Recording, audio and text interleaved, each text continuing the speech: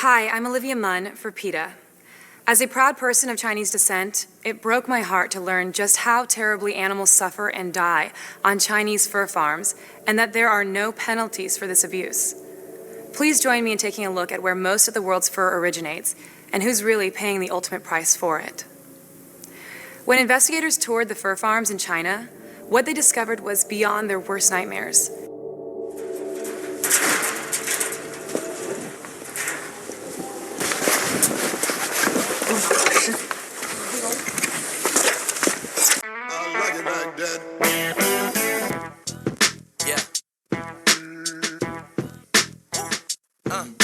For the moment of this vlog, wish me luck, please.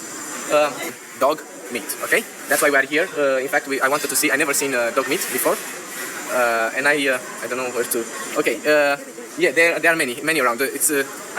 Okay, I can't really watch it. It's cruel, really. I mean, I don't know if it will be good to film that or not. But yeah, the dog meat is very famous, and people here seems like they eat and sell dogs. You know, it's normal. And here they are.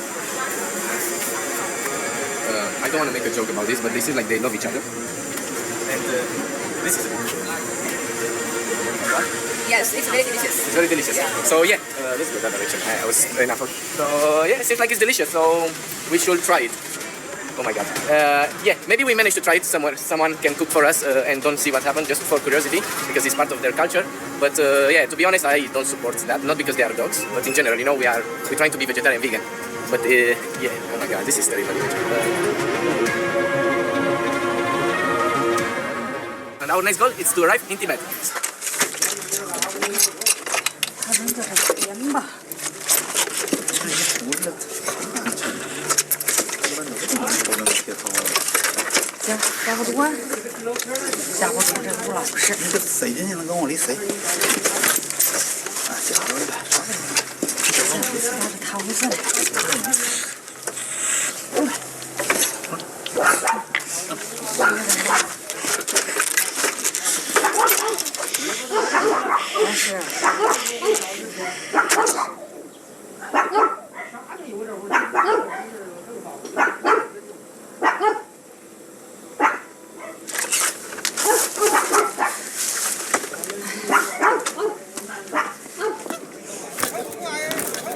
Animals are bludgeoned, have their necks stomped on, and are then hung by their hind legs or tails and skinned alive. As workers cut the fur off the animals' bodies, they kick and writhe in pain because they're still alive.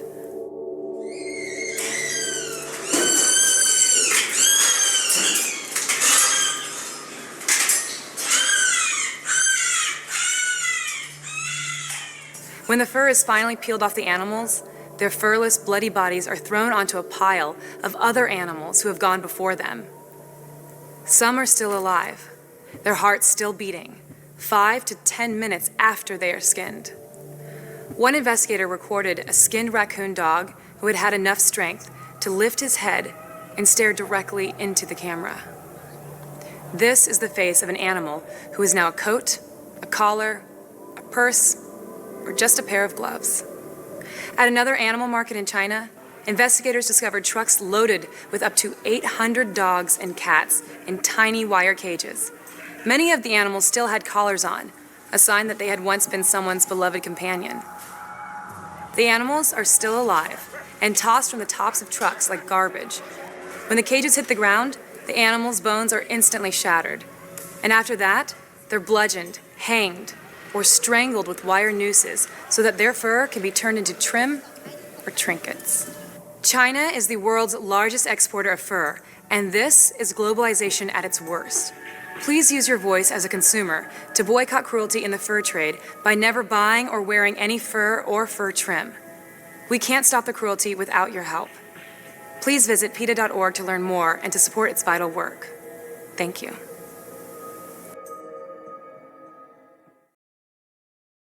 They'll usually start with the legs because it doesn't kill the dog, so it means that the adrenaline is so much in the dog's system that they believe that the longer they can keep the dog alive whilst they're preparing the meat, then the better it will be for them, I guess. Every year in June, the eyes of the world turn to the southwest Chinese city of Yulin, where over 10 days thousands of dogs are slaughtered, butchered, cooked and eaten as dog lovers in China and around the world watch on in horror. But the thousands slaughtered at Yulin are just a drop in the ocean of a trade that, in China alone, is estimated to kill more than 10 million dogs a year. It's knowing that humans are capable of that. That's probably the hardest part. Emily Parker is stranded in the UK due to coronavirus. She's desperate to get back to her home in Harbin, northeast China, where hundreds of dogs of all shapes, sizes, and heartbreaking backstories are waiting for her. She's a founding member of Slaughterhouse Survivors, a non-profit dog rehab and adoption agency which has saved the lives of 3,000 animals since its inception in 2016. This is Bonnie, and this is Bambi. She was found at a restaurant with her legs broken. So the bone on her forearm was actually completely separated with a gap about that big. Sadly, quite regularly have dogs who come to us where they've already been a part of either the torture or abuse before being rescued. They'll usually start with the legs because it doesn't kill the dog. So it means that the adrenaline is so much in the dog system that they believe that the longer they can keep the dog alive whilst they're preparing the meat, then the better it will be for them, I guess. It's legal to eat and sell dog meat in China, and despite it being in no way part of the mainstream diet, due to the country's immense population, the market still accounts for a third of the world's 30 million dog meat trade death toll. According to a 2014 study on the dog meat industry, China produced 97,000 tons of dog meat. Peter Lee is an associate professor of East Asian politics at the University of Houston downtown and a China policy specialist for animal rights campaign group Humane Society International. He's traveled to China on several occasions to expose the cruelty of the trade. This is my dog, rescued from China, Kobe. It has been promoted by the business interest, by the dog meat traders. Now they try to promote the dog meat as something good for building your body, good for enhancing your sex drive, and warming up your body. According to research conducted by animal rights charity Animals Asia, the practice is most prevalent in northeast, central and southern China, where the meat is believed to be somewhat of a health tonic and good for warming the body in the cold months. In some parts of China, the meat is sold canned or processed into easy-to-eat foodstuffs like dog meat sausages, packaged roast dog legs, and even dog penis snack packages. The industry claims the meat comes from legal dog meat farms. However, activists investigating these claims found no evidence of farms large enough to meet market demand, concluding that many of the dogs are former pets, snatched from the streets to be sold for slaughter. One university professor in China did a study of dog theft in a village in suburban Jinan, capital city of Shandong. And she found out in that particular village, 87% of the households had lost the dogs in the last few years. 87%. Gangs of dog thieves capture strays or steal pets, sometimes, according to Chinese media reports, through the use of anesthetic-tipped needles shot from blowpipes or laser-sighted crossbows. We went to slaughterhouses and we inspect those dogs in the slaughterhouses. We see collars, and some dogs even have a jacket on. Right? I witnessed the dogs waiting to be slaughtered were trembling and huddling with each other. They slaughtered all the dogs in the morning, but they left 12 dogs for slaughter in the next day. And all these 12 dogs stood in the pool of blood. And I went close to them. Every one of them avoided eye contact with me. Despite it being legal to sell and eat dogs, those in the trade often flout Chinese food safety laws by transporting them across provincial borders without legitimate paperwork. This gives activists an opportunity to rescue some of the doomed dogs. Here's how it works. Now, the main part of the industry starts with the transporters. They collect dogs from all these individual, dog thieves.